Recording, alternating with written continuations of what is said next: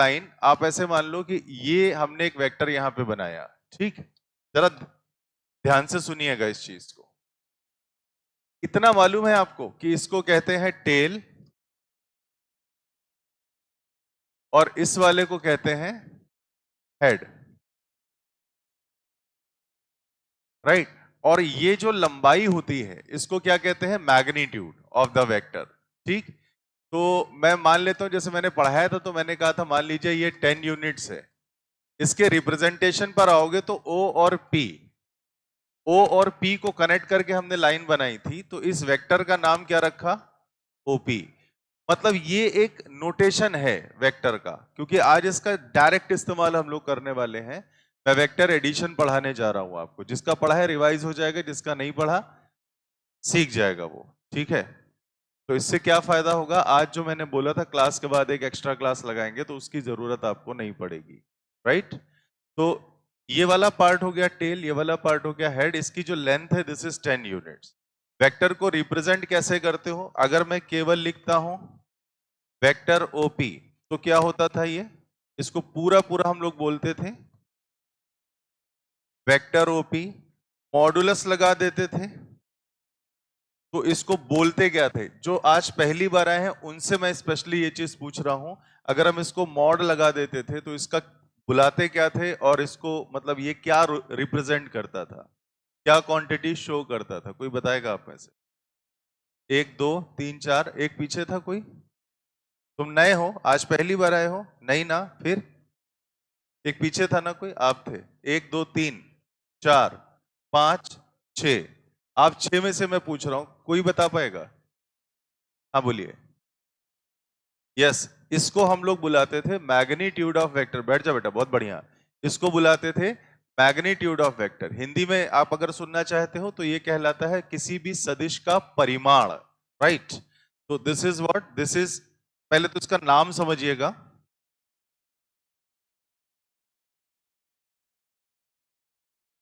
This is modulus of OP vector. एक चीज तो ये हो गया, this is modulus of OP vector. और ये शो क्या करता था, पॉइंट इज दिस, ये शो करता था द मैग्नीट्यूड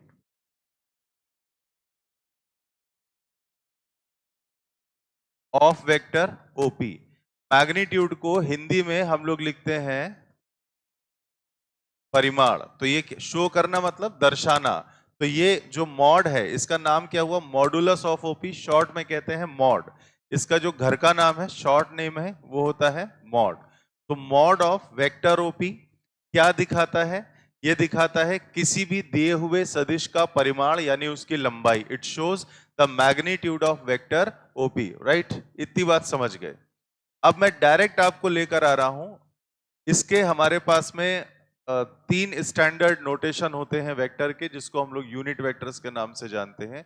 या चलिए एक काम करता हूं, मैं डायरेक्ट आपको एडिशन पर लाता हूं, जरूरत पड़ती जाएगी वैसे वैसे मैं बोलता जाऊंगा। किसी को लिखना है, मेरे कहने का वेट मत करिएगा, आप डायरेक्ट लिख लीजिए। इसके बाद मैं डायरेक्ट आपको लेकर आ रहा हूं दो वेक्टर्स के एडिशन को। बीच का जो पोर्शन छूटा है उसकी बैकअप क्लास आपको आराम से मैं पढ़ा दूंगा। बट आज जो हमारी मेन क्लास है, यानी मेरी जो 11:30 बजे वाली क्लास है, अगर आप उसको समझना चाहते हो कायदे से तो आपको एडिशन आना चाहिए, क्योंकि आज उस क्लास में हम वेक्टर का सब्ट्रैक्शन पढ़ाने वाले हैं। और सब्ट्रैक्शन एडिशन से ही हम बाहर निकाल देंगे, कुछ अलग से नहीं आएगा, देखिएगा बहुत मजा आएगा उसमें। मतलब आपको लगेगा कि अरे यार ये तो बिल्कुल एक डिफरेंट टाइप की चीज हो गई।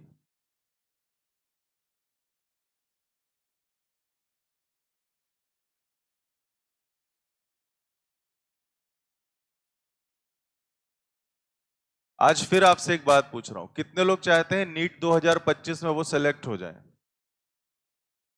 कॉमन सेंस की बात है यार, सभी का हाथ उठेगा, है कि नहीं। फिर एक दूसरा सवाल पूछता हूं, अभी हाथ कम हो जाएंगे। कितने लोगों ने मेरी उस बात पे फॉलो किया जो मैंने बोला था? अब क्या बोला था ये मैं रिपीट नहीं कर रहा। अरे वाह यार, बैठ जा। अब जो आज पहले दिन आए वो बेचारे सोच रहे होंगे ऐसा क्या कह दिया इन्होंने। सुनिए मैं बताता हूं, देखिए आप ध्यान से सुनिएगा जो बोल रहा हूं। आप जो भी पढ़ते हो पूरे दिन कोचिंग में, जितना भी पढ़ते हो, दिन का 15 से 20 मिनट आप निकालिए, कैसे भी निकालिए, डेली रिवाइज करने के। बहुत से लोग कहते हैं हम हफ्ते में एक दिन सैटरडे रिवाइज करेंगे या संडे रिवाइज करेंगे। मोस्टली लोग सैटरडे प्रेफर करते हैं क्योंकि संडे टेस्ट होते हैं। सैटरडे ऐसा कोई शुभ मुहूर्त नहीं होता है कि शनिवार को रिवाइज करेंगे तो शनि भगवान प्रसन्न होकर आशीर्वाद देंगे। मेरी बात समझ गए? ऐसा कुछ भी नहीं है। आप डेली रिवाइज करिए, उससे होगा क्या, पूरे साल आपके दिमाग में चीजें गर्म रहेंगी, एकदम ताजा, आपको लगेगा बस अभी पढ़ा है आपने। जैसे जैसे सिलेबस बढ़ता जाएगा मेरी इस बात की अहमियत आपको समझ में आती जाएगी। शुरू में आपको लगेगा अरे क्या यार बार बार वही पढ़ रहे हैं, बट सिलेबस जब आपका आगे बढ़ेगा ना, उस चीज की अहमियत आपको तब समझ आएगी। डेली रिवाइज करने की आदत डाल लीजिए। आपके सिलेक्शन की पहली सीढ़ी मैंने आपको दी। फिर मैंने आपसे क्या कहा, मैं बीच बीच में आपको कई सारी बातें ऐसी बताऊंगा। आपको मैंने एक बार और भी चीज बताई थी कि बिना एक्स्ट्रा एक सेकंड गंवाए कई सारी ऐसी चीजें आप याद कर सकते हो, और मैं गारंटी दे रहा हूं इतनी खतरनाक तरीके से आपको याद हो जाएंगी कि जीवन भर नहीं भूलोगे। गारंटी है भाई साहब इस बात की। और दिन का एक सेकंड मैं आपसे नहीं कहूंगा कि अलग से लगाओ, मैं बिल्कुल नहीं कहूंगा ब्रह्म मुहूर्त में उठो, बिल्कुल नहीं कहूंगा 12 बजे रात को पढ़ो, कुछ नहीं। जैसी लाइफ चल रही वैसी चलेगी तुम्हारी, लेकिन वो चीजें अपने आप आपकी तैयार होती जाएंगी। अभी बताया तो नहीं है, रहस्य बना के रखा है ना, बताऊंगा धीरे से। सारी दवाइयां एक दिन में दे देंगे ना बेटा तो नुकसान कर जाती है। आइए, एक्चुअली एक होता है पढ़ने का तरीका, दूसरा होता है पढ़ने का स्मार्ट तरीका। मेरी बात समझ गए ना? तो स्मार्ट तरीके से पढ़ाई करिए क्योंकि कंपटीशन बढ़ रहा है, कठिन हो रहा है। मैंने कहा था मैं एडिशन ऑफ टू वेक्टर्स से क्लास की शुरुआत कर रहा हूं। मतलब दो सदिशों को जोड़ना, इसके लिए मैंने सिखाए थे दो मेथड क्लास में, ये पढ़ा चुका हूं, दोबारा पढ़ा रहा हूं, स्पेशली फॉर दोज कैंडिडेट्स जो आज पहली बार आए हैं। ठीक, तो एडिशन ऑफ टू वेक्टर्स, इसमें जो पहला नियम होता है वो होता है triangle law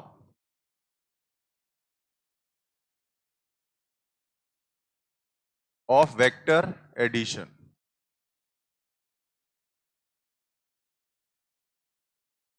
triangle law of vector addition, जो क्वेश्चंस दूंगा ना अभी, अनडाउटली वो क्वेश्चन नए होंगे तो वो सारे लोग को करने, ठीक, सवाल बदल जाएंगे। Triangle law of vector addition, वेक्टरों या सदिशों को जोड़ने का त्रिभुज का नियम, इसको हिंदी में कहते हैं। हिंदी में जो जो लोग हैं हिंदी मीडियम वो नोट जरूर कर लेंगे हिंदी के नाम, सदिशों को जोड़ने का त्रिभुज का नियम। क्योंकि अगर मैं दो दो बार लिखूंगा तो आप समझते हो और उसमें समय काफी लगेगा। तो अगर आपको हिंदी लिखने की जरूरत है, मैं बोलता हूं, आप लिख सकते हो, कोई इशू नहीं है। अब देखिए, जैसा कि अभी मैंने आपको बोला कि जिस पॉइंट से आप वेक्टर को शुरू करते हो उस पॉइंट का नाम होता है टेल, और जहां पे वो वेक्टर अपना एंड दिखाता है, मतलब जहां उसका एरो होता है, कुछ कहना चाहते हो क्या बेटा, वो पॉइंट दिखाता है उसका हेड। ये डायरेक्शन को शो ऑफ करता है। हेड किसको शो करता है? डायरेक्शन को। तो मैंने क्या किया, मैंने एक वेक्टर यहां पे बनाया और ये वेक्टर था suppose A.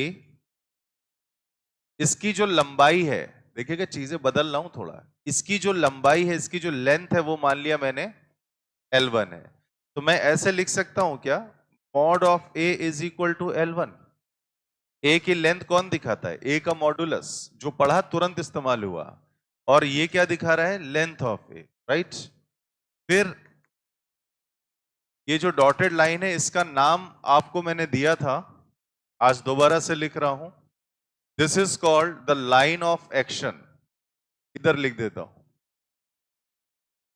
Line of action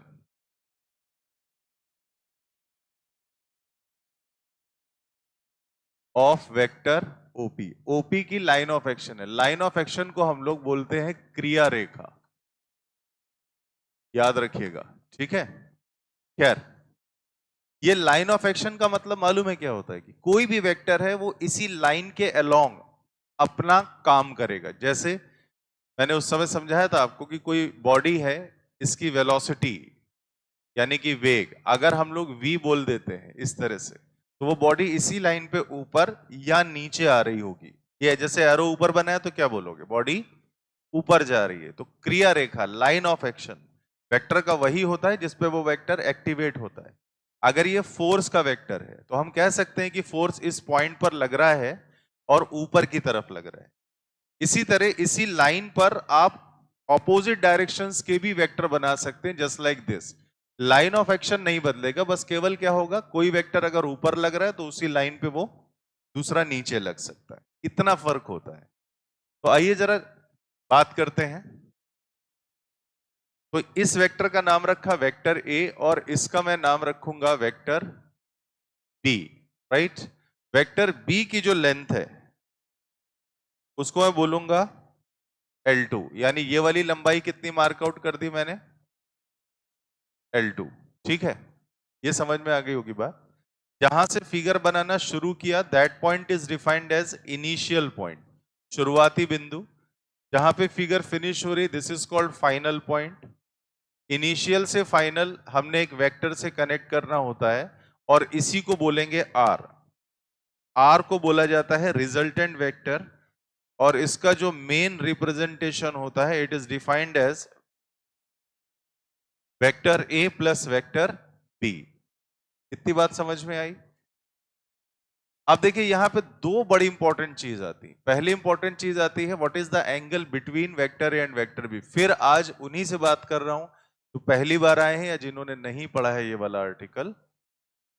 क्या हम इस एंगल को वेक्टर ए और वेक्टर बी के बीच के एंगल का नाम दे सकते हैं? क्या हम ये कह सकते हैं कि this is the angle between vector A and vector B? क्या अल्फा को वेक्टर ए और वेक्टर बी के बीच में बनने वाला कोण कहा जा सकता है? स्पेशली आप 6 से बात कर रहा हूं, क्या लगता है बालक, कह सकते हैं? बीच में तो दिख ही रहा है ना, बोलिए। देवी, आप अपने मुखमंडल से कुछ वाणी का उच्चारण करेंगी? नहीं सर, आज देखिए पहली बार आए, आज तो बात ही मत करो आप, बाद में देखेंगे सर बोलना है कि नहीं। हाँ भाई, तुम कुछ बोलोगी? नहीं? ये मन में क्या सोच रहे? अच्छा, उनसे बात किया तो देवी, हमसे पूछ रहे तो तुम, वाह इतना मतलब पार्शलिटी। हाँ भाई, मेरे 3 देवता प्राणी क्या कहोगे, अल्फा क्या है? वेक्टर और वेक्टर बीच के, वेक्टर ए और वेक्टर बी के बीच के बनने वाला एंगल। एक बात आपने सुनी होगी कि कभी कभी आंखों देखी बात भी झूठी हो जाती है कि नहीं भाई? सही बोला कि नहीं बोला? अब जो बात सुनते हो ना कि कभी कभी आंखों देखा गलत हो जाता है, कहते कानों पे सुना तो यकीन करना ही नहीं और कभी कभी आंखों देखा भी गलत हो जाता है, उसका एग्जाम्पल है ये।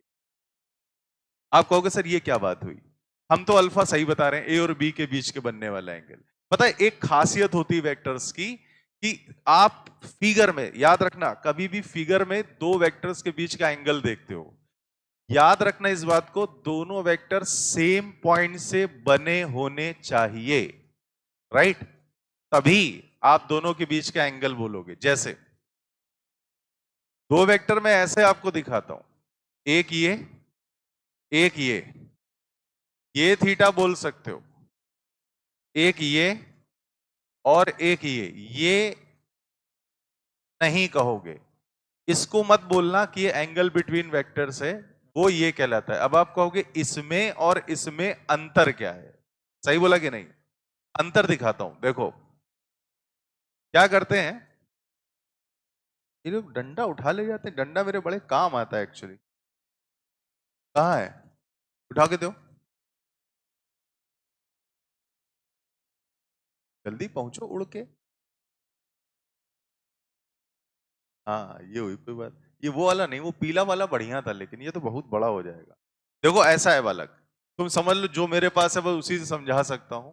जैसे ये आप मार्क देख रहे हो तो ये एरो हो गया, ठीक है, ए का, और ए वाला वेक्टर पूरा ये है, ए की जो टेल है वो ये है, समझ गए, पीछे वाला पार्ट। अब देखिए ये ए वेक्टर है, ध्यान से देखिएगा, मैं ए और बी को एक ही पॉइंट पे ला रहा हूं जिसकी वजह से मैं ए वेक्टर को अभी आगे शिफ्ट करने जा रहा हूं। किस तरह से? ये ए वेक्टर मेरा आगे शिफ्ट हो रहा है, ये बताओ क्या ए की शिफ्टिंग में ए का डायरेक्शन बदल रहा है? क्या कहती हो, नहीं ना? ए की शिफ्टिंग में क्या ए का डायरेक्शन बदल रहा है? नहीं। और ए की शिफ्टिंग में क्या ए का मैग्नीट्यूड बदला? मैग्नीट्यूड कैसे बदल जाएगा? ए वेक्टर पूरा पूरा यहां पे ऐसे आ गया, अभी क्या दिख रहा है? अभी क्या नजर आ रहा है बताओ, ए वेक्टर ये और यहीं से बी वेक्टर है। अब बीच का एंगल क्या ये दिखा, दिखा है नहीं दिखा? तो जिस वजह से इसको हम लोग बोलेंगे एंगल बिटवीन द वेक्टर। अब ये फिगर और वो फिगर एक जैसी है, समझ में आ गई ना बात?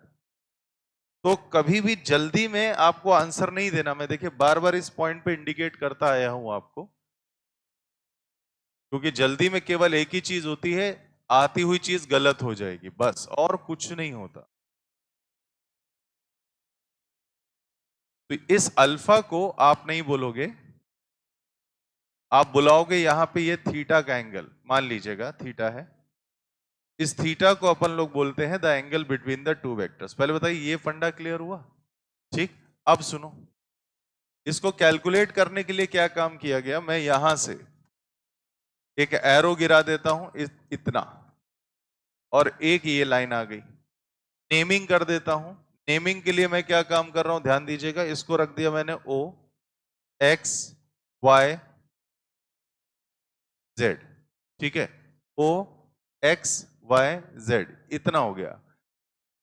फिर से ध्यान से सुनना, एक फंडा दिया था मैंने कंपोनेंट निकालने के लिए, और मैंने ट्रिक बताई थी कि बिना कैलकुलेशन के आप किसी भी वेक्टर के कंपोनेंट यानी घटक को सॉल्व कर सकते हैं।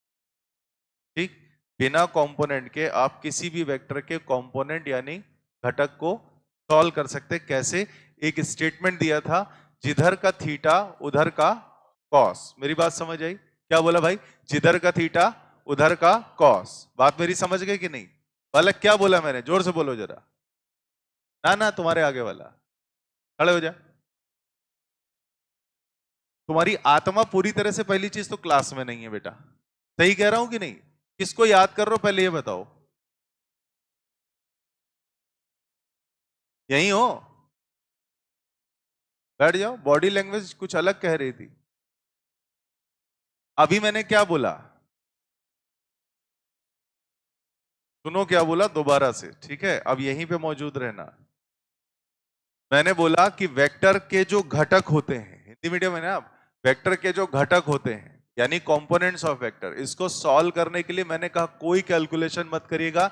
एक लाइन मैंने दी थी, एक स्टेटमेंट दिया था, बस वो दिमाग में रखना। और वो स्टेटमेंट था जिधर का थीटा उधर का कॉस। क्योंकि देखिए दो ही कंपोनेंट होते हैं, एक होता है साइन, दूसरा होता है कॉस।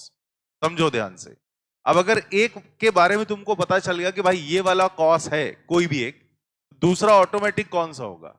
साइन होगा। आपको सोचना ही नहीं है इस पे। तो अब जैसे ये वाली लाइन आप देख रहे हो, एक्स वाई वाली दूरी, अब पहले यहां से समझो, ये एक वेक्टर है, ये एक्स और ये वाई एक्सेस हो गई। हमसे किसी जीवित प्राणी ने कहा कि सर इसका कंपोनेंट बताइए एक्स एक्सेस के अलावा। मैंने यहां पे एक परपेंडिकुलर डाला, एक लंब गिराया, इतना बड़ा एक वेक्टर बनाया। ध्यान से सुनना, इसकी लंबाई थीटा मैंने बोला ये है एक्स एक्सेस से, इसकी लंबाई सीधे बोलूंगा, अगर ये वेक्टर ए है सीधे बोलूंगा ए कॉस थीटा। नीचे का थीटा है तो नीचे वाला कॉस, जिधर का थीटा उधर का कॉस। बस इतनी बात याद रखनी है। मेरी बात आई ना समझ? जिधर का थीटा उधर का कॉस, बस कुछ नहीं सोचना तुमको। अब ये वेक्टर है, इसके नीचे वाला एंगल थीटा है, तो ये वाला कंपोनेंट क्या हो जाएगा? ए कॉस थीटा। या इसकी लंबाई अगर किसी ने बोल दी एल है तो क्या लिख दोगे? L cos theta. तो नीचे वाला थीटा है तो नीचे वाला कॉस, तो जिधर का थीटा उधर का कॉस। तो भैया ऑटोमेटिकली, ऑटो में कौन? तुम लोग समझ नहीं पाए मेरी बात। ऑटोमेटिकली, ऑटो में कौन? यस। तो दूसरा वाला ऑटोमेटिकली कौन सा हो जाएगा? साइन। अब मेरी बात समझ में आ गई? ऐसे क्या देख रही हो? हद है, तुम्हारे बारे में थोड़ी बात कर रहा हूं। तो ये ए, ये थीटा, तो ये वाला क्या हुआ? जिधर का थीटा उधर का cos. This is what? This is L cos theta. तो दूसरा क्या हो गया? L sine theta. समझ गए मेरी बात? ये वाला हो गया एल कॉस थीटा, ये वाला हो गया एल साइन थीटा। अच्छा मान लीजिए एक कोई जीवित प्राणी फिर से आया तुम्हारे पास, उसने कहा सर हम अल्फा यहां से देंगे, अब बात कर लो। हमने कहा क्या दिक्कत है भैया, इसी को क्या लिख सकते हो? ए कॉस अल्फा। मेरी बात समझ गए? तो दूसरा क्या हो जाएगा? ए साइन अल्फा, वही वेक्टर है। ठीक, फर्क क्या पड़ गया? थीटा में बताओगे तो जिधर का थीटा उधर का कॉस, अल्फा में बताओगे तो जिधर का अल्फा उधर का कॉस। यानी याद रखना है जिस साइड एंगल है हमेशा उधर कौन सा आएगा भाई? कॉस आएगा, बात ही खत्म। तो दूसरा साइन हो जाएगा। क्लियर है? दूसरा वाला हटा दे रहा हूं, एक देखोगे तो सही रहेगा। मैंने एक बार बोला भी था जब आपको ये चीज समझाई थी, मैंने कहा था नीट 2022 में एक सवाल आया था प्रोजेक्टाइल मोशन का, राइट? उसमें उन्होंने केवल एक काम कर दिया था, जैसे हर प्रोजेक्टाइल मोशन में लोग यहां से एंगल दे देते हैं और बॉडी ऐसे जाती है। प्रोजेक्टाइल मोशन को हिंदी में कहते हैं प्रक्षेप गति, राइट? उन्होंने क्या कलाकारी कर दी, उन्होंने जो सवाल दिया पेपर में, वो कहते हैं एक बॉडी को हमने प्रोजेक्ट किया, थ्रो किया यू स्पीड से और उसका एंगल यहां से दे दिया भाई साहब। ठीक, अच्छे अच्छे लोग गलत करके चले आए इस सवाल को। बिल्कुल फॉर्मूला बेस्ड सवाल था। जब मैं प्रोजेक्टाइल पढ़ाऊंगा तो कराऊंगा भी आपको। आपके लिए एक और नया असाइनमेंट बनवा रहा हूं, सुनो कितना बढ़िया काम कर रहा हूं तुम्हारे लिए। एनसीईआरटी के जितने क्वेश्चन है वेक्टर से, वेक्टर कर रहे हो ना, वेक्टर से संबंधित डायमेंशन वाला बन चुका है। ठीक, मैंने कहा ना डायमेंशन थोड़ा सा रोका हुआ है मैंने, बस वेक्टर वाला बनवा रहा हूं पूरा। एनसीईआरटी से रिलेटेड जितने क्वेश्चंस है, एग्जाम्पलर वगैरह सारा कुछ, साथ ही साथ पी वाई क्यू में जितने आए हुए वेक्टर के सारा कराऊंगा तुमको। मतलब जब मैं बोलूंगा वेक्टर खत्म, तुम्हें फील आ जाएगा अबे इसमें तुम उस्ताद हो गए। फिर मैं तुमको ओपन बोलूंगा कि अपने नीट लेवल का दुनिया का कोई क्वेश्चन तुम कर सकते हो। लेकिन मैं बार बार हमेशा एक बात बोलता हूं, कोई भी चीज ना समझ में आए वो स्टेज तब आएगी जब आप मुझसे हमेशा कनेक्ट रहोगे। हमेशा आपको मैंने एकदम खुला छोड़ के रखा है, कोई ना समझ में आए, इतनी बात ना समझ में आए क्लास में हाथ उठा दी, बिना ये सोचे कि सर इतने मन से पढ़ा रहे हैं क्लास डिस्टर्ब हो जाएगी। ना तुम्हारी वजह से कभी क्लास डिस्टर्ब हो ही नहीं सकती। समझ गए ना मेरी बात? क्लियर है? डिस्टर्ब कैसे होती है? मैं पढ़ा रहा हूं, दो लोग बात कर रहे हैं, किसी का ध्यान कहीं है। अब मेरी बात समझे? डिस्टर्ब इससे होती, आपके डाउट पूछने से, आपके प्रॉब्लम पूछने से कभी भी क्लास डिस्टर्ब नहीं हो सकती, ये ध्यान रखना। और दूसरी बात, लोग एक बात और सोचते हैं, हम ये चीज पूछेंगे ऐसा ना अगल बगल वाले हम पे हंस दें, सर हमको क्या, मेरे बारे में क्या सोचेंगे। तो भैया हम किसी के बारे में कुछ नहीं सोचते, बिल्कुल सच, हमने सोचना ही बंद कर दिया है। जब से धर्मपत्नी से डांट पड़ने लगी मैंने सोचना ही बंद कर दिया। आप समझ गए ना मेरी बात? आप खैर ये सब मैं आप जानते हैं और मजाक में कहता हूं, ऐसा ना हो कभी वो आ जाए तुम भी डर जाओ, ऐसा कुछ नहीं है। ठीक, तो मैंने सोचना ही, ये सब कोई नहीं सोच सकता, खासतौर से टीचर। और कोई बच्चा मैं कहता हूं चलो हंस भी दिया तुम्हारे, चलो इससे बुरा कुछ नहीं, हंस दिया, तो उससे बड़ा गधा कोई नहीं है। अब तुमको अगर कभी हंसी भी आएगी ना, तुम साले खा जाओगे अपनी हंसी मुंह के अंदर। समझ गए कि नहीं? तो कभी संकोच मत करिएगा, बस ये याद रखिएगा। ठीक, और जिस दिन फिनिश कर दो चैप्टर उस दिन देखिएगा आप कितने स्ट्रांग हो चुके। मेरी बात समझ गए? इस सवाल में भाई साहब 80% जनता इस सवाल को गलत करके आई थी। क्यों गलत किया था? फॉर्मूला और मूला सबने सही लगाया, केवल साइन कॉस की गलती। लोग रट लेते हैं कि एक्स एक्स का कंपोनेंट कॉस होता है, वाई एक्स का कंपोनेंट साइन होता है, और उनकी गलती नहीं है, पढ़ाने वाला टीचर भी रटवा देता है। अच्छा बेटा देखो ये थीटा, एक्स वाला याद कर लो कॉस थीटा, वाई वाला याद कर लो साइन थीटा। क्यों याद कर ले भाई? सीधा एक लाइन याद रखो, जिधर का थीटा उधर का कॉस, बात ही खत्म हो गई। अब बताओ यार, यहां पे इनिशियल स्पीड का कंपोनेंट क्या बनेगा? u कॉस थीटा, दूसरा वाला ऑटोमेटिकली u साइन थीटा। हो गया खेल। और यही उल्टा करके आए थे लोग। अब सोचो गलती होने ऐसी गलती नहीं थी, लेकिन सबको 5 नंबरों का नुकसान हुआ। 4 तो वो जो मिलने थे, एक और माइनस में आप लेके चले। तो बी केयरफुल, कोई बेवकूफ वाली गलती अपन को नहीं करनी, ठीक है? अभी मैं जब क्वेश्चंस करवाऊंगा मैं ऑप्शन पे भी डिस्कस करता हूं कि जब आप सिली मिस्टेक करोगे तो क्या क्या ऑप्शंस तुम्हारे सामने आएंगे। चीजें धीरे धीरे आगे बढ़ने दो, आपको समझ में आ जाएगा किस तरह से हम लोग पढ़ाते हैं। खैर, बाय द वे, इतनी बात में अब क्वेश्चन इज दिस कि ये क्यों बताया है ना, हमको आर की लंबाई निकालनी है। तो देखिएगा मैं कौन से ट्राइंगल की चर्चा कर रहा हूं, ओ वाई जेड। क्या ये राइट एंगल ट्राइंगल सबको आ रहा समझ में? एटलीस्ट जितने आज पहली बार आए हो, ओ वाई जेड, क्या ये समकोण त्रिभुज, क्या ये राइट एंगल ट्राइंगल सबको नजर आ रहा है? अभी देखो ये x से y तक की लंबाई है। अब लोग कैलकुलेट करेंगे कैसे करना है, क्या करना है। मैं कहता हूं कुछ कोई दिक्कत नहीं है। ये b है वेक्टर, इसकी लंबाई कितनी है? L2।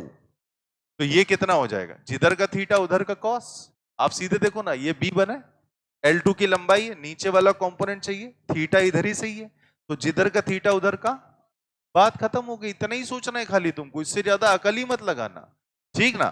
तो क्या लिखोगे, ये वाली लेंथ नीचे करके लिख देता हूं, L2 cos थीटा। अब तुमको मालूम है यार, एक cos है तो दूसरा साइन, बात खत्म हो गई। अब इसमें क्या तुम्हारे दिमाग पे लोड आया बताओ? कुछ नहीं, एकदम ऐसा नहीं लग रहा हलवा खा रहे हो गरम गरम, वो भी घी डाल के, हमें बहुत पसंद है।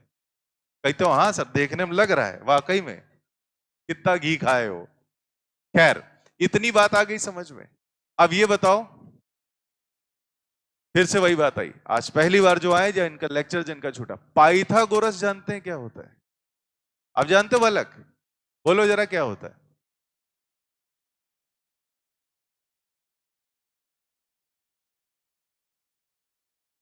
कर्ण का स्क्वायर इज इक्वल टू लंब का स्क्वायर प्लस आधार का स्क्वायर। वेरी गुड, बहुत सही बात है। क्या बोला उन्होंने? Hypotenuse square is equal to base square plus perpendicular square, right. एक काम करते हैं, हाइपोटेनस क्या आपको ओ जेड दिखाई दे रहा है? बेस क्या आपको एक्स वाई दिखाई दे रहा है? परपेंडिकुलर क्या आपको वाई जेड दिखाई दे रहा है? दिख रहा है ना सबको? क्या इसको लिखने की नीड है? तुम लोगों से थोड़ा कर ऐसे मना करो, नहीं सर वो तो लिखा ही हुआ है। जो नए उनसे बात कर रहा हूं, क्या लिखना है? हटा दूं? गुड।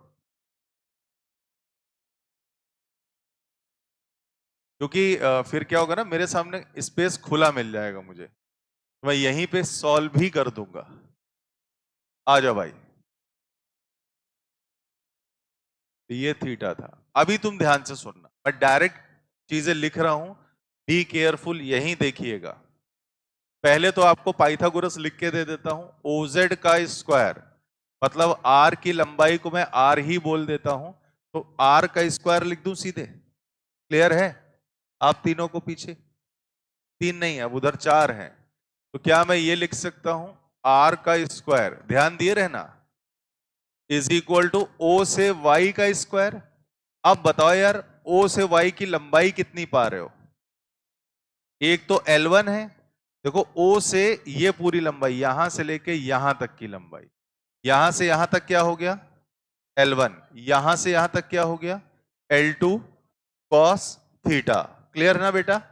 समझ आ रहा है? ठीक। तो ये हो गया तुम्हारा L1 plus L2 cos theta का स्क्वायर। भाई क्या बोला था उस बंदे ने? आधार का स्क्वायर, तो ये हो गया बेस का स्क्वायर।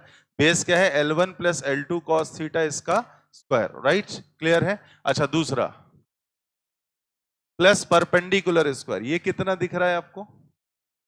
ये लंबाई कितनी दिख रही है? L2 का साइन थीटा और इसका स्क्वायर। क्या ये हो गया? A प्लस बी का स्क्वायर, तुम दोनों में से कौन बताएगा? तुम्हें आता है? बोल लेने। हाँ बोलो। A square plus b square plus 2ab, बिल्कुल बेसिक सी चीज है, बैठ जाओ। अच्छा, ये ध्यान दो जरा, ए स्क्वायर, अच्छा एक बात बताओ, कंपेयर करोगे जब, तो ये क्या है तुम्हारा ए, ये क्या है बी, तो क्या लिखोगे? ए स्क्वायर यानी कि L1 का स्क्वायर प्लस बी स्क्वायर यानी कि L2 square cos square theta plus 2a into B, L1 L2 cos theta. क्या ये समझ आया? Plus L2 square sine square theta, सबसे पीछे नए बालक, sine square theta plus cos square theta मालूम है क्या होता है? कितना? Sine square theta plus cos square theta का फॉर्मूला।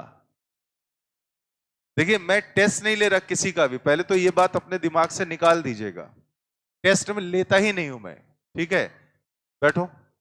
मैं पूछता केवल इसलिए हूं, जैसे जो नए लोग जुड़ते हैं तो उनके बारे में हमें मालूम होना चाहिए कि किसके साथ कितनी मेहनत करनी है अलग से। क्योंकि क्या होता है ना, पांच उंगलियां एक जैसी नहीं होती हैं। अगर आप पांचों को एक साथ ट्रीट करोगे तो कुछ उंगलियों को फायदा मिलेगा, समझ गए ना, बाकी कहेंगे हम तो रह गए।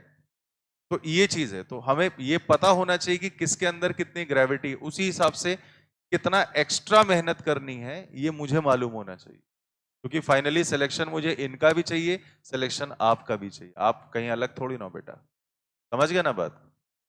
खैर ये क्लियर हो गई। मैं वैल्यू जानना चाहूंगा, आप दोनों को पता है, तुम बोलो बेटा।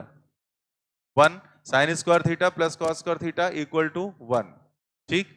अच्छा अब सुनो, यहां से L1 स्क्वायर हमने कॉमन ले लिया, ये L2 है। और ध्यान देना, अगर ध्यान से देखो तो ये L2 square cos square theta है, ये L2 square sine square theta है। L2 स्क्वायर को कॉमन ले लें तो इन द ब्रैकेट आएगा cos square theta plus sign square theta. मैं लिख देता हूं आपके लिए, cos square theta plus sign square theta plus 2L1 L2 cos theta, ये आ गया। अब ये 1 है तो it is L1 square plus L2 square, ये तो 1 ही हो गया, प्लस 2L1 L2, ये आया R का स्क्वायर। तो R किसके बराबर आ गया, R निकल के आ गया रूट ऑफ L1 स्क्वायर, ये रहा। क्या आपको समझ आया सबको? लिख लीजिएगा, बहुत काम की चीज है ये, और अभी इस पे क्वेश्चंस भी दूंगा मैं, तो आपको और अच्छा लगेगा।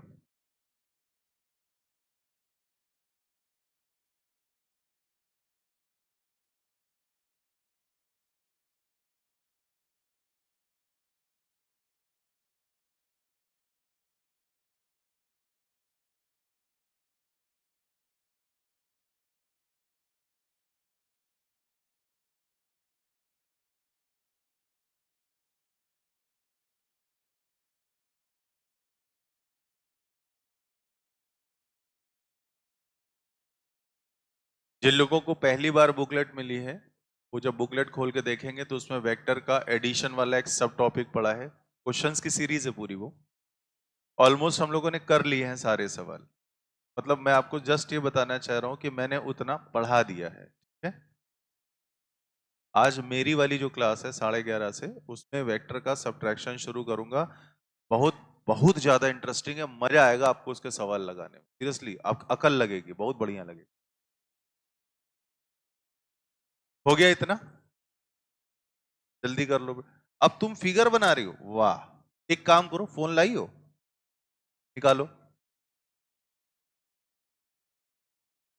समझ रहा हूं तुम्हारी तबीयत सही नहीं है, कल तुम एब्सेंट भी थी ना।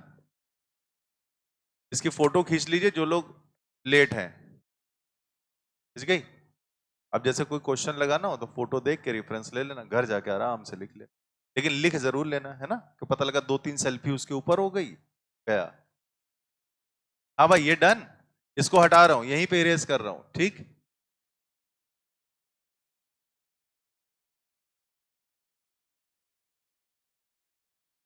फोटो अच्छी आई है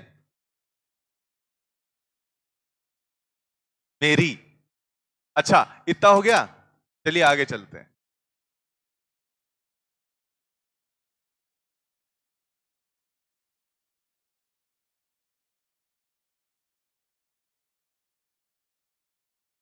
अभी इसी ट्रायंगल की बात करो, कौन सा, ओ वाई जेड, राइट। क्या हो गया बालक? हम बात करेंगे ट्रायंगल ओ वाई जेड। फिर से sine theta cos theta tan theta, ये जो रेशियो होते हैं साइड्स के, क्या पता है? शायद सवाल पूछने का तरीका गड़बड़ हुआ है। एक त्रिभुज में, एक समकोण त्रिभुज में, एक राइट एंगल ट्रायंगल में परपेंडिकुलर, हाइपोटेनस और बेस, ये तीन चीजें होती हैं। परपेंडिकुलर P, हाइपोटेनस हो गया H, बेस हो गया P, मतलब लंब, कर्ण एंड आधार। तो जैसे बात होती है साइन थीटा की, मैं अभी यहां पे एक एंगल ड्रॉप आउट कर रहा हूं बीटा, मैं यहां पे एक एंगल बनाता हूं बीटा। अब जैसे मैं sign beta, cos beta, tan beta, specially मुझे यहाँ टेन बीटा चाहिए होगा, तो क्या रेशियोज मालूम है आपको? साइन में कौन सा रेशियोज लगता है, कॉस में कौन सा रेशियोज लगता है, और टेन में कौन सा रेशियो लगता है, इनको पता है? तुम्हें मालूम है? अरे हाँ ना, जल्दी बोलो। नहीं मतलब ये भी सोचना पड़ता, अरे मालूम है कि नहीं मालूम है, पता नहीं, हमको याद ही नहीं आ रहा, ऐसा कुछ तो नहीं है? मालूम है तो मालूम है, नहीं मालूम है सीधे बोलो सर नहीं आता, कोई दिक्कत नहीं। आप चारों को पता है? पीछे आप दोनों को बताओगे? चल बता। Sine perpendicular upon hypotenuse, cos base upon hypotenuse, and tan. Very good, बहुत बढ़िया। क्या नाम बालक है तुम्हारा? अभिषेक। और तुम्हारा? अरुण, आरुष, अनुज। अभिषेक एंड अनुज, ए। वेरी गुड, बहुत बढ़िया, बैठ जा। देखो, एक ट्रिक मैंने दी थी पहले, आप हिंदी मीडियम वाले देख सकते हैं। लाल बटे कक्का, ये बेटा बचपन में सुना होगा, तो मालूम है ये चीज? क्या होता है? लंब बटे कर्ण, आधार बटे कर्ण, लंब बटे आधार। पहला हो जाता है साइन थीटा, दूसरा हो जाता है कॉस थीटा, तीसरा हो जाता है टेन थीटा। लंब बटे कर्ण, आधार बटे कर्ण, लंब बटे आधार। दूसरा एक और होता है, पाकिस्तान भूखा प्यासा अपॉन हिंदुस्तान हरा भरा। इसका एक बहुत बढ़िया वर्जन अपने ने निकाला था ना क्लास के अंदर, है भाई? क्या था मालूम है? नहीं, इतने ऐसे तो पापा बीड़ी पियो, थोड़ा भावनाओं से बोलिए। पापा, इतना कैसे ऐसे, फिर वही बात है ऐसे। पापा, सनी देओल की तरह बोले पापा, ठीक है। फिर बोलते बीड़ी पियोगे, बीड़ी पियोगे पापा? हाँ भाई, पापा बीड़ी पियोगे? अब पापा जैसे एकदम भूखे बैठे बीड़ी के लिए, हाँ बेटा हाँ, हाँ हाँ बेटा बीड़ी पियेंगे, मतलब पापा बीड़ी पियोगे? हाँ हाँ बेटा। समझ गए मेरी बात? तो P मतलब परपेंडिकुलर, H मतलब हाइपोटेनस, B मतलब बेस, H मतलब हाइपोटेनस, P मतलब परपेंडिकुलर, B मतलब base. That is sine cos tan, याद रखिएगा। ठीक, क्लियर है फंडे सारे? अच्छी बात है। चलिए अब जरा टेन की बात करते हैं। टेन बीटा, बीटा एंगल के सामने होता है परपेंडिकुलर, और साइड वाला होता है ये बेस। ठीक, तो टेन का मतलब परपेंडिकुलर अपॉन बेस, लंब बटे आधार। परपेंडिकुलर कितना नजर आ रहा है आपको? क्या ये नजर आ रहा है? Y से Z तक की दूरी क्या L2 साइन थीटा नजर आ रही है? तो मैं लिख देता हूं सबसे पहले, tan beta L2 sine theta divide by, ध्यान से देखना बेटा, बेस है यहां से लेके यहां तक पूरा, है कि नहीं? बेस है यहां से लेके यहां तक पूरा, क्लियर है? तो इतना हो जाएगा L1, इतना हो जाएगा L2 cos थीटा, तो L1 plus L2 cos theta. तो ये हो गया तुम्हारा L1 प्लस L2। देखिए ये दोनों ही फॉर्मूले आपको जो मैंने आर्क दिया, under root of L1 square plus L2 square plus 2L1 L2 cos theta, साथ ही साथ ये बीटा वाला फॉर्मूला, दोनों ही महा इंपॉर्टेंट है, याद रखना। ठीक, डिब्बा बना के दो सितारे जरूर लगाएं, पीछे वाले में भी और इसमें भी, और उसमें भी इंपॉर्टेंट लिख लीजिएगा काम के।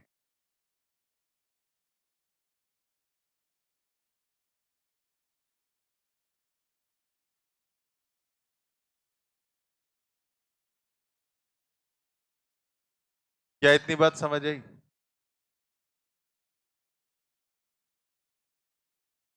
क्लियर है?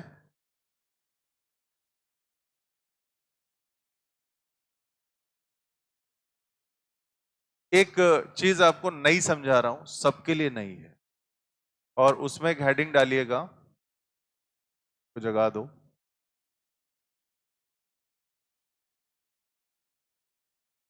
एक हेडिंग लिखिएगा, special science of direction. Science मतलब वो साइंस, विज्ञान की बात नहीं कर रहा, चिन्ह की बात कर रहा हूं।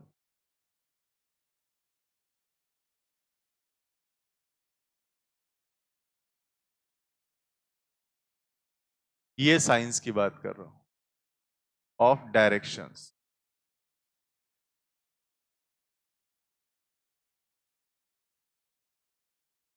देखिए हमको मालूम है कि जो ईस्ट वेस्ट नॉर्थ साउथ 4 दिशाएं होती, ठीक बात।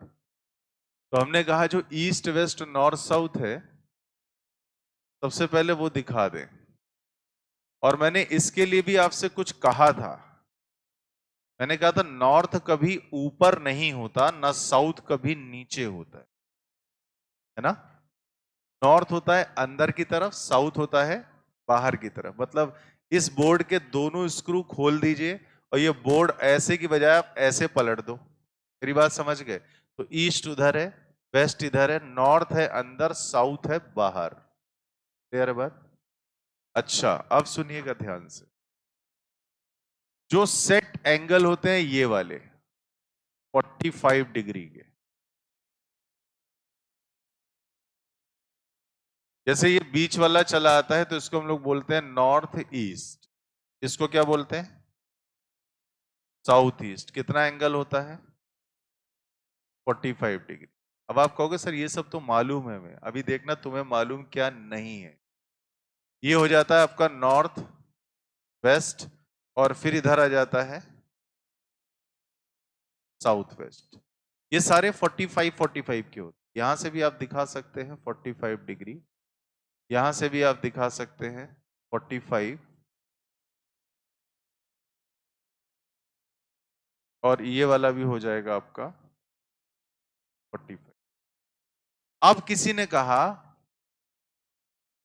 कि a body moves 30 degree north of east, a body moves 30 degree north of east. ये स्पेशल डायरेक्शन देखिएगा जरा। कभी कहा जाए कोई भी एंगल से, जैसे मान लीजिए आपको एक बनाना है ये वाला कि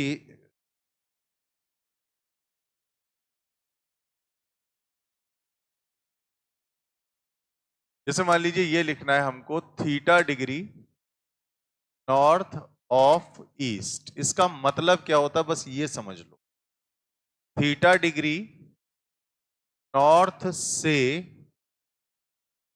ईस्ट की तरफ, उल्टा लिखा है। Wait wait wait wait wait,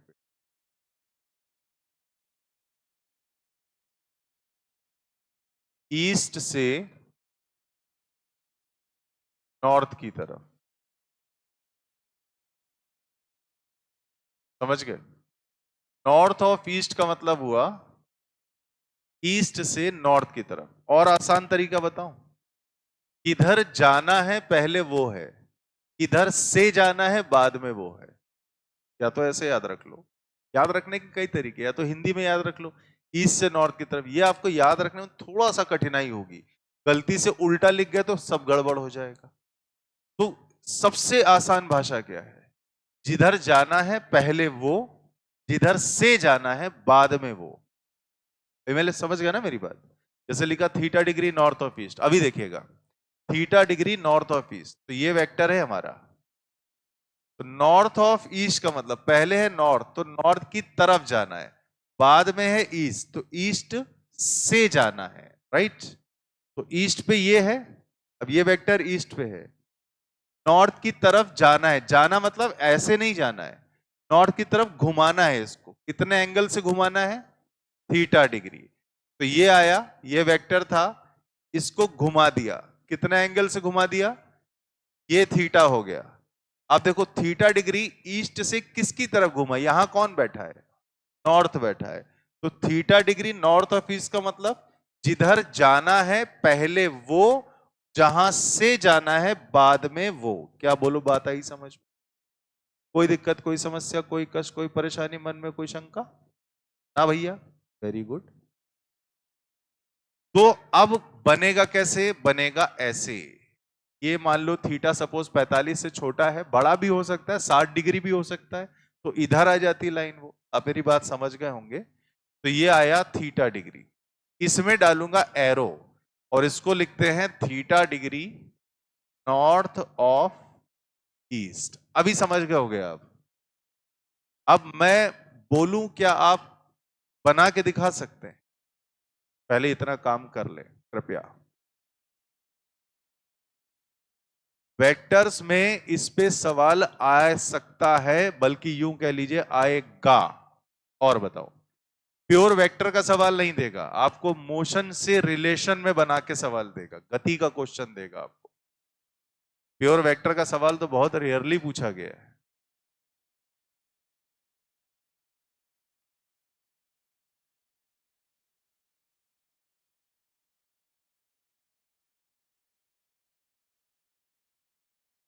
हो गया भाई साहब?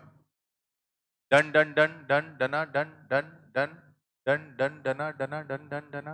अरे हुआ या नहीं?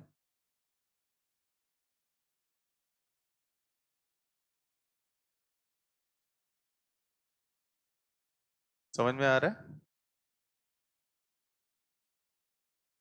देखिए, एक चीज आपको और बता दे रहा हूं, आपकी सेहत से जुड़ी हुई। इस बार जो गर्मी पड़ने वाली है, बात हो चुकी। जैसे आपको रीडिंग पता है कि आज 35 डिग्री तापमान है, राइट? बट आपको गर्मी की जो फीलिंग आएगी ना, ऐसा लगेगा कि 50 डिग्री की गर्मी। ठीक है ना?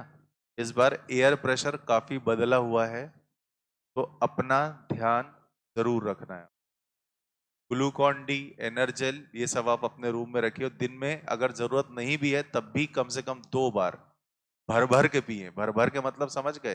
कंजूसी के साथ नहीं कि एक गिलास में एक ही चम्मच डाला तो पापा ने कहा था, पापा ने तो कहा था ज्यादा पियो, लेकिन हम ज्यादा चलाएंगे, पापा के पैसे बचाएंगे। तो बेटा दवा में पैसे ना खर्चा करना, ग्लूकॉन डी, एनर्जेल, इलेक्ट्रॉल ये सब पीते रहना पूरी गर्मी। गारंटी दे रहा हूं बीमार नहीं पड़ोगे। ठीक है ना? क्योंकि आप बीमार हुए तो आपकी तैयारी में बहुत गहरा असर पड़ता है। समझ गए मेरी बात? फिट रहिएगा एकदम।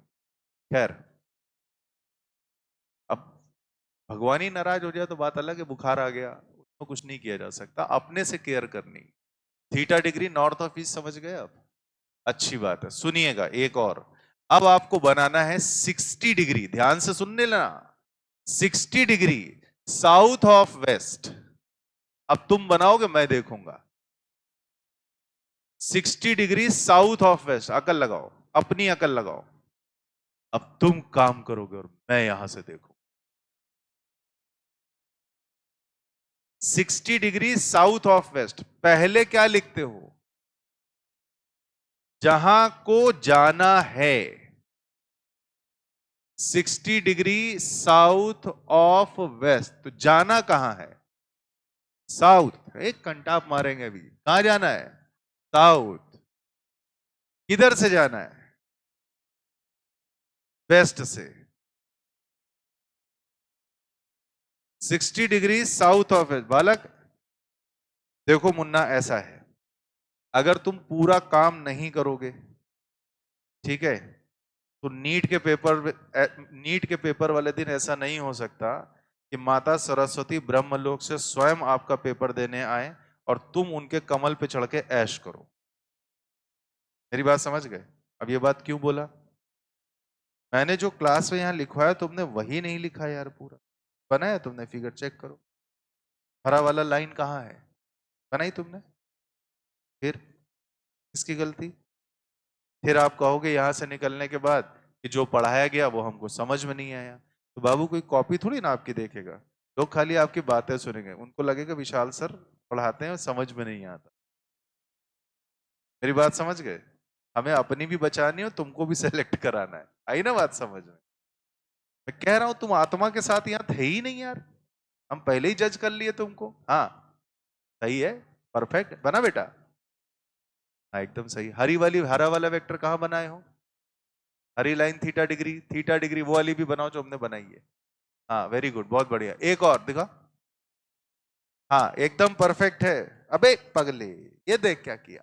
Theta degree south of west, south की तरफ जाना है तो वेस्ट से घूमोगे, वेस्ट से ये वाला एंगल हो। ठीक। भाई बेटा जर्मन में नहीं लिखना है, ये अच्छी वाली अंग्रेजी में लिखो। हाँ ये सही है, अभी से तुम डॉक्टर बन गए, लिखा हुआ पढ़े में नहीं आ रहा है। आ गया सबका? एक और बनाइए। चेक ही कर रहा हूं, एक और बनाइए, दिखाओ। 75 डिग्री, परफेक्ट, शाबाश। एक और, 7 आए, कहाँ है बे? मैंने 45 कहां दिया है, कौन सा एंगल लिखा है मैंने? 60 डिग्री है। साले जुखाम का इलाज कराने कोई आएगा, तुम उसकी रीढ़ की हड्डी का ऑपरेशन कर दोगे, इसका मतलब है। सुनो, अगला बनाओ। 75 डिग्री, ये बोतल किनारे करो, तुम्हारी पैर से गिर जाएगी। 75 डिग्री ईस्ट ऑफ साउथ, फंसाया। 75 डिग्री ईस्ट ऑफ साउथ, लिख लेना पहले। 75 डिग्री ईस्ट ऑफ साउथ,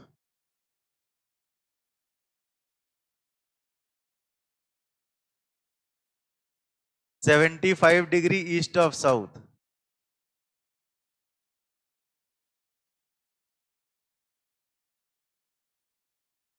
दीदी सोच रही हैं 6 फीट का राक्षस मेरी खोपड़ी पे आके खड़ा हो गया है, अच्छा खासा हम आता हुआ भूल जाएंगे। सर हट जाओ, हम बना लेंगे, टेंशन ना लो, है ना। 75 डिग्री ईस्ट ऑफ साउथ, हम हटेंगे थोड़ी ना तुम्हारी खोपड़ी से। ये देख, असली चीज नहीं लिख रही है, पता है। इधर उधर का इधर उधर सब नोट कर रही है। इसी में हमको मजा आता है परेशान करने में। 75 कहां से नापा तुमने? बनाओ, इधर से नापा, बनाओ, बनाओ ना।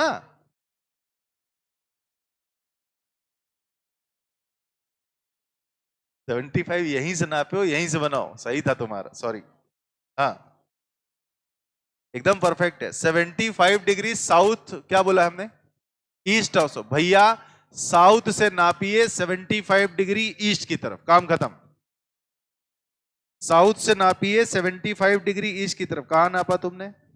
अरे जरूरी नहीं कि आप पूरा एंगल नाप के लिखें, आपको मालूम है 45 से ऊपर ही जाएगा, तो बस बात खत्म हो गई। यहां से नापो, सुनो, ये साउथ वाला है, साउथ से 75 डिग्री ईस्ट, तो ऐसी लाइन जाएगी, ये 75 डिग्री। अब समझ गए? बन गया ना? तुम्हारा बना चुनूलाल? बन गया?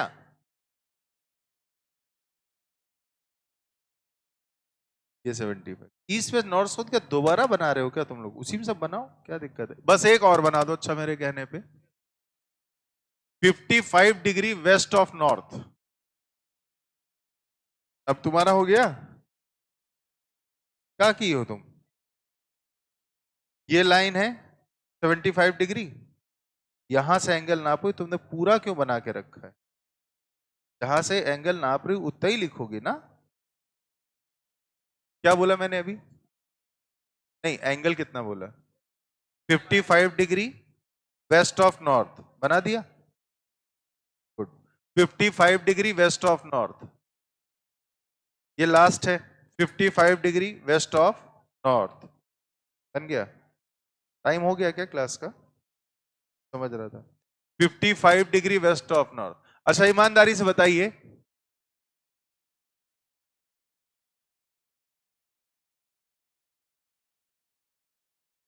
60 डिग्री साउथ ऑफ वेस्ट, देखो वेस्ट से साउथ ऑफ वेस्ट लिखा है ना, तो साउथ को जाना है, कहां से जाना है? वेस्ट से, तो ये आया 60 डिग्री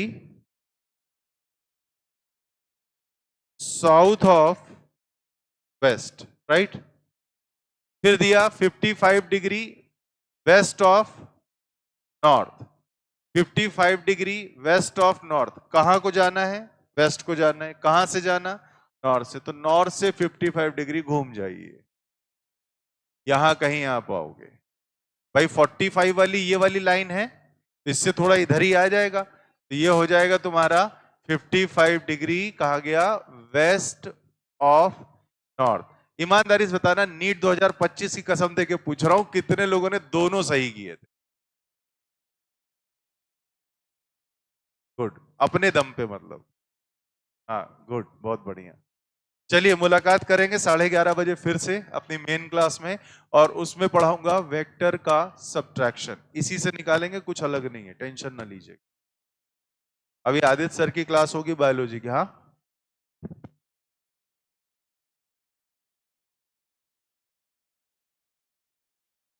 किसी को कुछ भी पूछना है तो बाहर आके मिल सकता है मुझसे।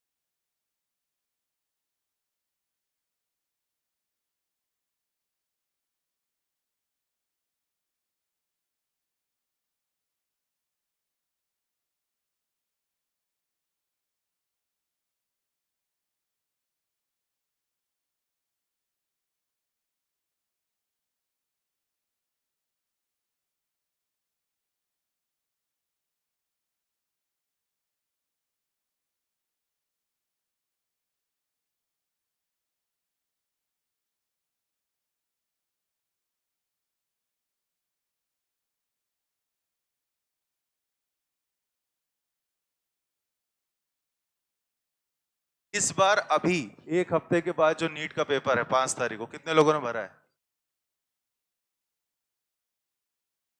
एक बालक आया था अभी जस्ट, मुझे कुछ याद आया। फिर से हाथ उठाओ। राइट। मेरा नंबर है ना सबके पास। कुछ लोगों को शायद मैंने दिया था। जैसे कई सारी चीजें पड़ी हैं मेरे पास। 250 सवालों का मैंने एक पूरा रिवीजन सेट बनाया हुआ है। मैं नहीं कह रहा उसमें पूरी फिजिक्स है, मेन मेन काफी सारी चीजें आपको मिल जाएंगी। और गारंटी है, मतलब कई सारे सवाल फंसे। मतलब आपको बताऊं, हर साल जैसे नीट का पेपर होता है, आपको जैसे मैं क्लास में क्वेश्चन करवा रहा हूँ या शीट ईट में दे रहा हूँ, आप देखिएगा आधे से ज्यादा पेपर वही मिलेगा आपको। कभी भगवान का आशीर्वाद थोड़ा रहता है मेरे साथ, जो पढ़ाएंगे फंसेगा जरूर। ठीक। तो 250 क्वेश्चन की एक शीट है जिसमें सोल्यूशन भी है, तो आपको बहुत ज्यादा दर्द नहीं है। मेरी बात समझ गए ना? नहीं आए, टेंशन नहीं लेने का।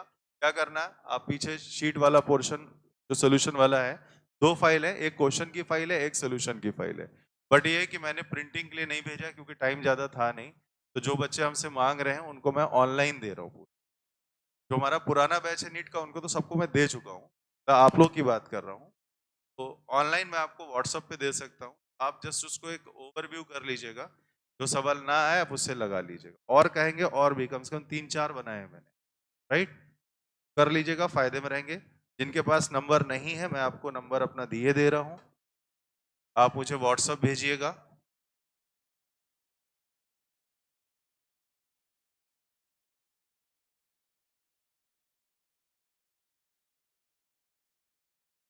और मैं आपको सीधे दोनों फाइल दे दूंगा, एक क्वेश्चन वाली एक सोल्यूशन वाली। नाम मैंने लिख दिया अपना, तो ना पता हो नोट। ठीक।